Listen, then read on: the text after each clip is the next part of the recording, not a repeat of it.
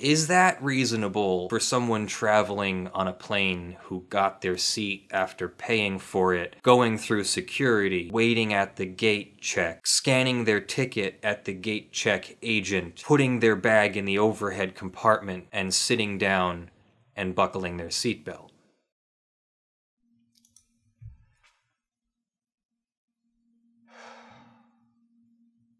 Okay, everybody, listen up.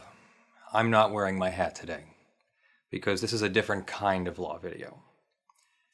I normally wear the hats because I have very little respect for unnecessary formality.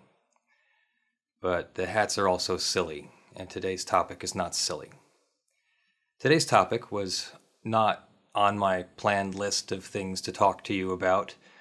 The overall law topic we could call qualified immunity. But earlier today, Twitter blew up with a man being removed from a United Airlines flight, seemingly against his will, and with what I would call fairly extreme force. And this was enough that I wanted to maybe answer some questions about what is going on here and why these people do these things. And then I wanted to ask you some questions and see what your response was. So let's take a moment and look at the video. I'm going to show you, these are posts from Twitter, so I'm hoping that no one's going to claim any copyright on these. If they do, I'll deal with it. But this is for an educational purpose and for commentary and criticism, however, how copyright works and how these videos go. So I'll take my chances. So we'll show you a couple of these videos. The story behind this is that allegedly, this is all from what I'm trying to parse from the internet in fairly real time, allegedly the flight was overbooked, but somehow passengers managed to be on the plane already. That seems to me like a United Airlines screw up. From what I understand, the flight was overbooked, passengers were on the plane somehow, and 4 slots needed to be opened up. Why? I don't know how passengers get on a plane. I'm not a daily traveler, but back in my engineering days, I traveled a lot for my old company. And when they are looking for an overbooked situation, they're usually doing so outside of, or at the gate, outside of the plane, and offering the stipend, the couple $100 or whatever, or a free flight at the gate. So why everyone's on the plane? You've already created an expectation with this man that he's made it onto the plane and he's on his way home, or wherever. Later on he says he's going home, and so you've definitely upped the level of human condition coming into this, because it's the man expects to be kicked off the plane, or at least everybody expects to be kicked off the plane at the gate because something's overbooked, even though I think that's bullshit. But you get kicked off the plane there. Nobody expects to be on the plane, seated, you waited all the time, you got in the line, you're already on the freaking plane. And then they say, oh wait, we made a mistake, we overbooked it. Your problem. No, United Airlines, it's your problem. You offer more money. We just all watched the Wendover Productions video. If you haven't seen it, it's great. Go watch the Wendover Productions video. These airlines make hundreds of thousands of dollars off these flights. So offering $800 to get people off wasn't enough. These people were already on the plane. They've already created the expectation. You've already screwed up. My next question, the people are on the plane. How do you consider this an overbooked situation where the people have to now get off the plane? Like, they got on the plane. If there's 185 seats and they all sat down and there's 4 people who came late, sorry, we're overbooked. At least that makes sense. They're not on the plane. To say that those 4 people get to come on the plane and 4 people have to come off of the plane that's already been seated also sounds wrong. This sounds like a United Airlines screw up. And so their response was to pick random passengers, I guess from coach or from third class or economy class or whatever. I don't know how their classes go, so I'm just speculating there, but to pick 4 random people. I don't know how they chose randomly. They said a computer did it. I have my concerns with random computer stuff because I want to see the code behind it then, but okay, so they picked 4 people. Apparently 3 of them got off. The 4th guy did not. Pilots drive to Louisville? Can't they rent a car for the pilots and have them drive? No! Oh my God! Oh my God! Oh my God! No! My guys, my God! What are you doing? No, this is wrong! Oh my God! Look at what you did to him! Oh my God!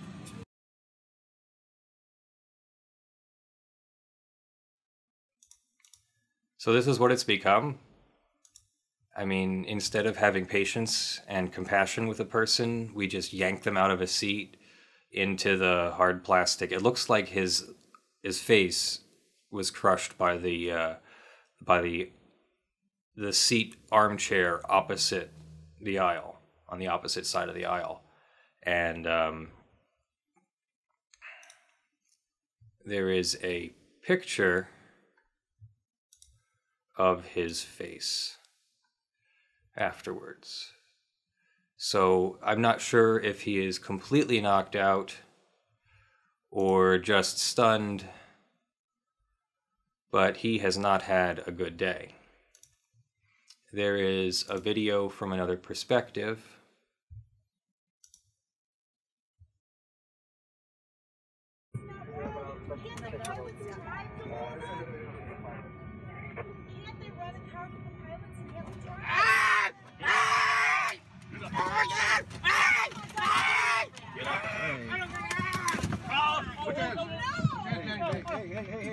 Hey, come on. Come on. There you go. Hey, you busted his lip. Oh my God, look at what you did to him. Oh my God. Oh my Good work, God. guys. Good work. Way to go. This is horrible. Person gets walked on. Oh my God. Yeah, the police grabbed the guy. Jesus. He's an older doctor. He wouldn't get off the plane. Oh. And so they forced him off.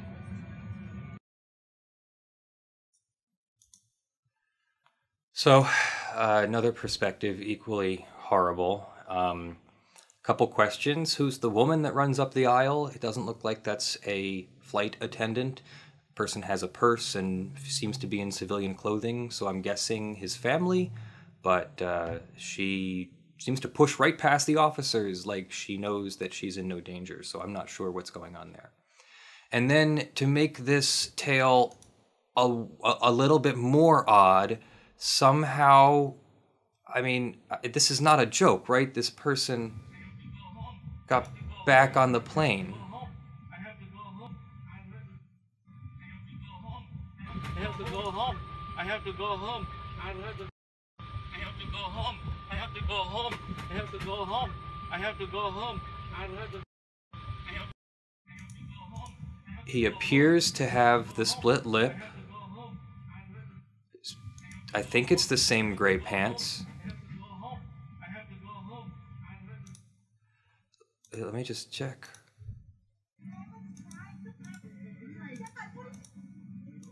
What's he wearing?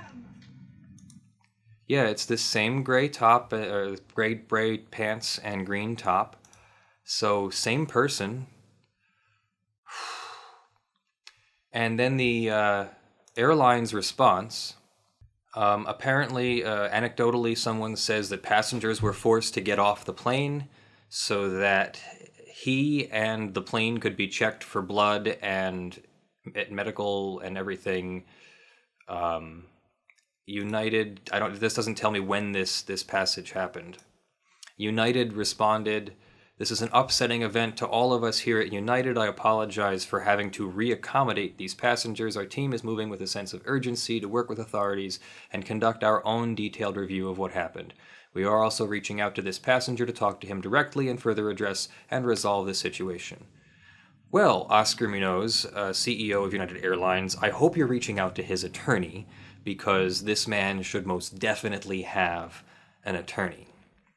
But this is also a great opportunity to talk about qualified immunity and whether there's any response or claim or complaint or lawsuit that might be made against the government for having those 3 officers treat him in that fashion.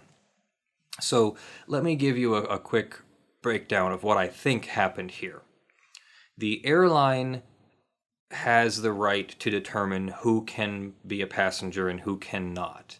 They are more or less a private entity, and although they have some, I think it's called common carrier rights, they are allowed to designate people to be removed from their flights.